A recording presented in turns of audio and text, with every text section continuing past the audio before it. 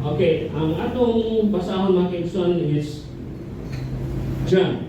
John 1, chapter 1, 1 to 3. Then after that, verse 18. See, ready na mo? John chapter 1, verses 1 to 3. Then verse 18. Okay? Tama? Okay, basahon ninyo ha? Inahindungan ta. This is my translation. The Word was the beginning.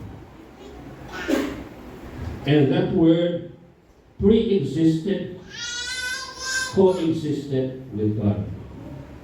Moreover, the Word existed as God. The Word was the beginning, pre-existing, coexisting with God.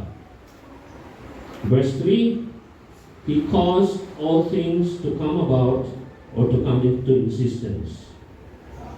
That is, outside of Him, not one might have come into existence which had come into existence.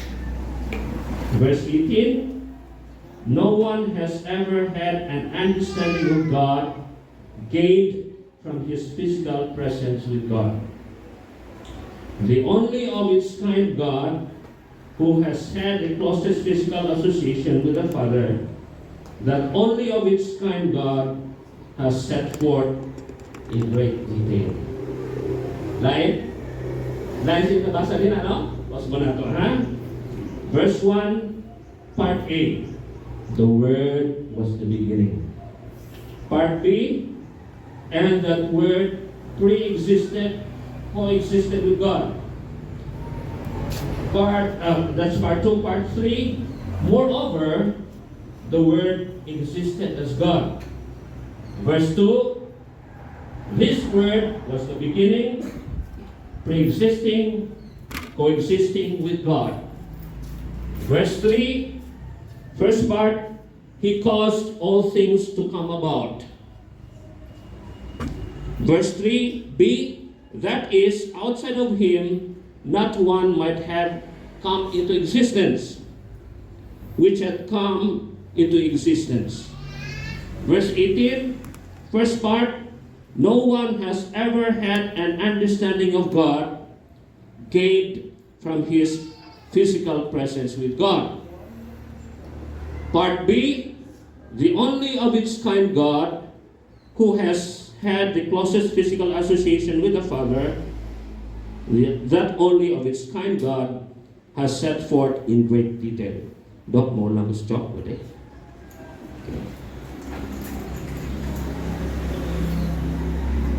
Okay, comment na ko. Verse 1, ha? Verse 1. Kabantay mo ng in the beginning. Phrase na siya.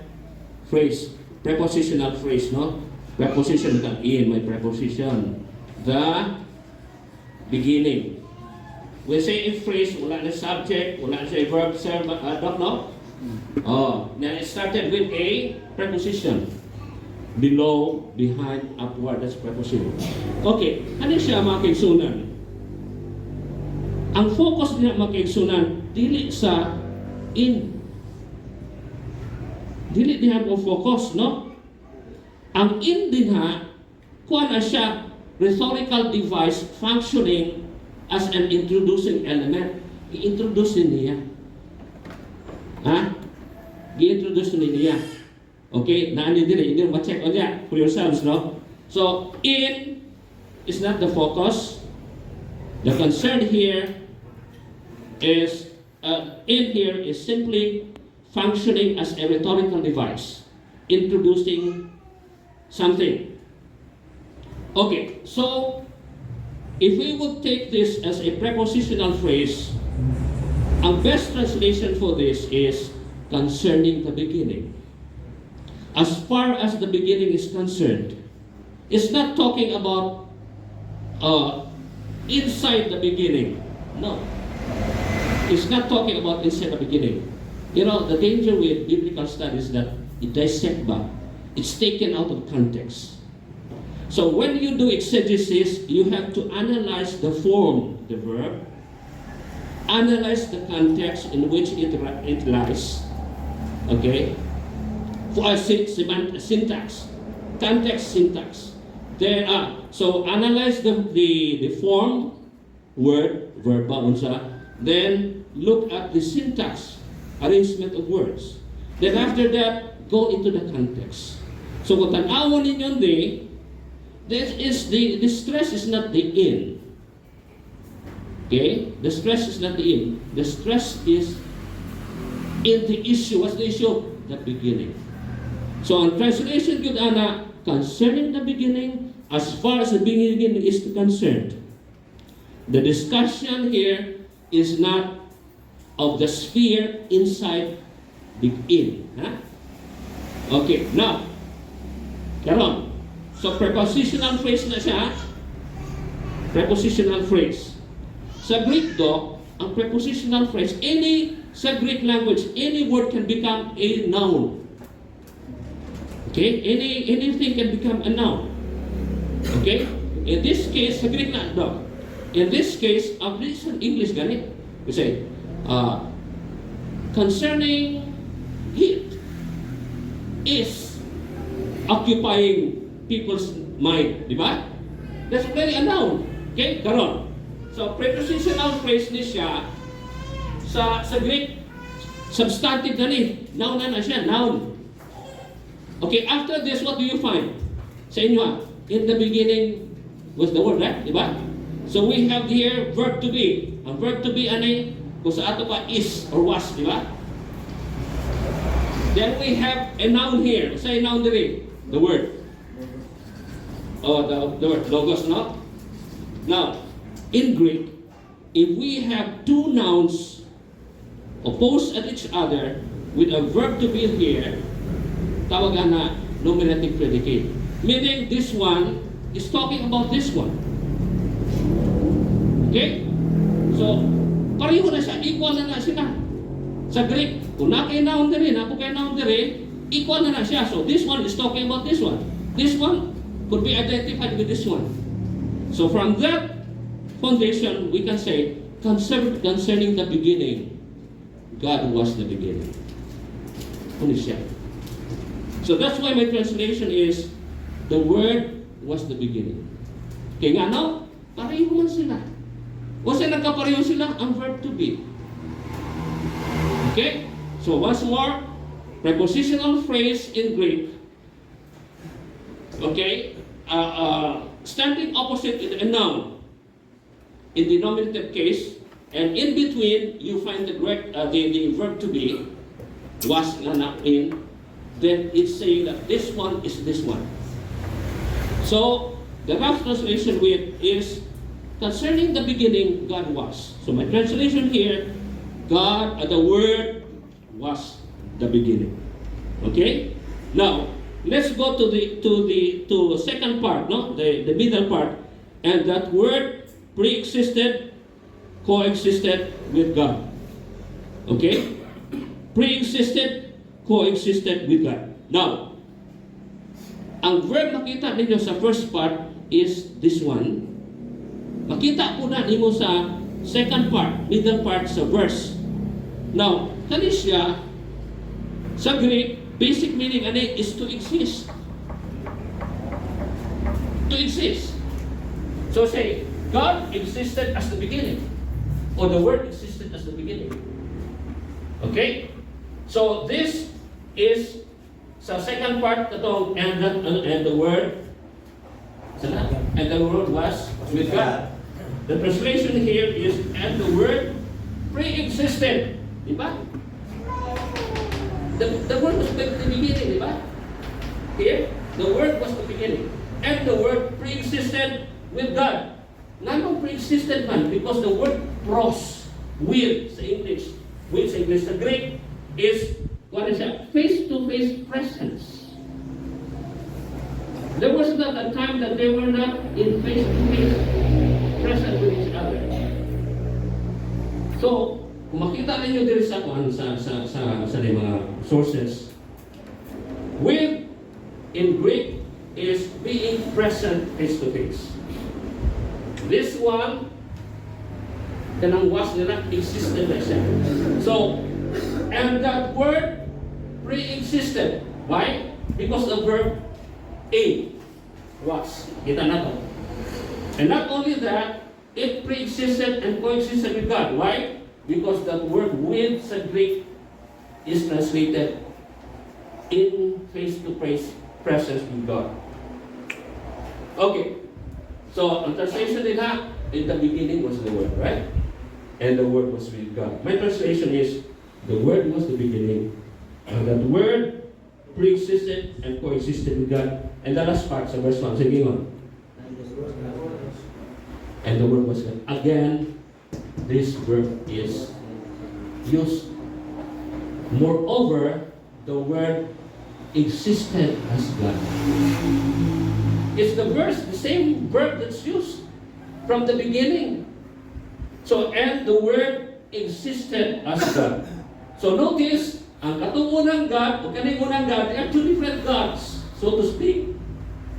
Two different persons sharing, partaking of the same nature. Kami giingon, and with God, that God is different from the Word, which is God. So we have two identities here. Two identities here, no? Sharing common dynamic there. What's that? Partaking of the same nature. That is God, this is God also. Are there two gods? No, you're saying that. Okay? Okay. So, the Word was the beginning, and the Word pre-existed and coexisted with God. Moreover, the Word existed as God. So, makaigsunan kung na mag-iglesia ni Cristo ng mga the Word did not come biologically from that God. They existed together from the very beginning. Okay, verse 2. Repetition is verse 2 is a repetition of verse 1. The Word was the beginning, pre-existing, and coexisting with God. Then we have here verse 3. All things were made by Him. Murang instrumental siya, no? But in Greek, instrumental gani ka, dili lang instrumental. Ikaw ang subject. Ikaw may ka-produce. Let's say, this is the work of Pastor so and so. In Greek, no, it doesn't mean like that. Pastor so and so made this. Okay? Mga idiomatic expressions ba? Sabi na galing of. Which are translated sa English as by. Okay? Good. So, the first part of verse 3 is, He caused all things to come about into existence. Okay? That is, outside of Him, not one might have come into existence, which have come into existence. Okay. Kung sa man mga butanga that came into existence, creation, di ba? And remember also, time. Time. Una ang Pope, remember the Pope, is being accused by God. Importante, changing time. God made time. He was not inside time because He was the beginning. Dili kay in the beginning did of it. No, He was the beginning. So muna strong kayo ang Bible about the activity of the beast. That this is time to God, change time. Pag-ingong time, and don't you know sa Rome, there is sa Rome, the first 4 chapters of Genesis, ilang yung beast na. Because it involves time. Ilang tumaon na, kaya kung baon mo na, wala na Ginoo. Di ba? Because God created time. Okay? So, verse 18. Verse 18. No one has ever had an understanding of God gained from His physical presence with God. Palihog, yun sa mana din ha. No one has ever seen God. Like so, ang basic Greek is understanding God came from presence. Oh, kita, wala ko kibalo sa inyo ha, dili, kadaghanan kay mo ako kibalo sa kuha. But when finally I arrived, then you have an understanding of me based from your personal encounter with me.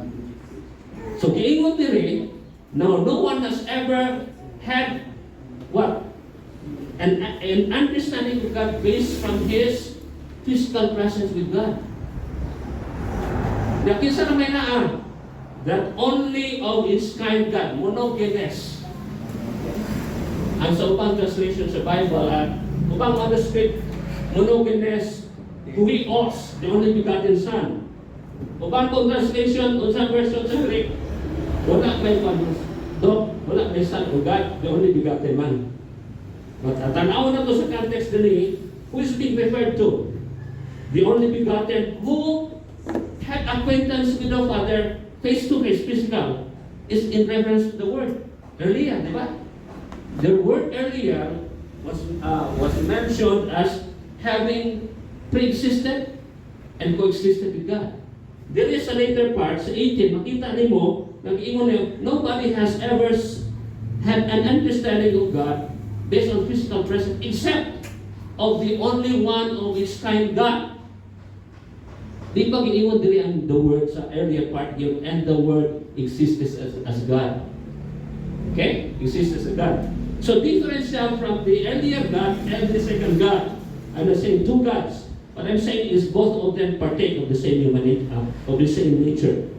Now, verse 18, the last part, the only of its kind God who has had the closest physical association with the Father, isa man na, katong word, di ba?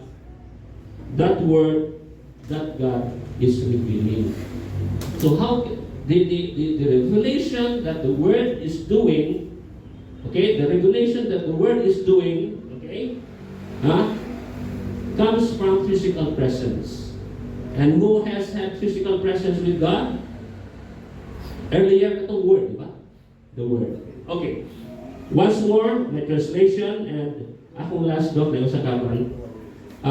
My translation is this, and you can check this one documents later. The Word was the beginning. And that Word pre-existed, coexisted with God. Moreover, the Word existed as God. This Word was the beginning, pre-existing with God. He caused all things to come about into existence. That is, outside of Him, not one might have come into existence which had come into existence already. No one has ever had an understanding of God gained from His physical presence with God. The only one of its kind God who has had the closest physical association with the Father. Okay? The only of its kind God has set forth in great detail. Now let's go to John 8:42.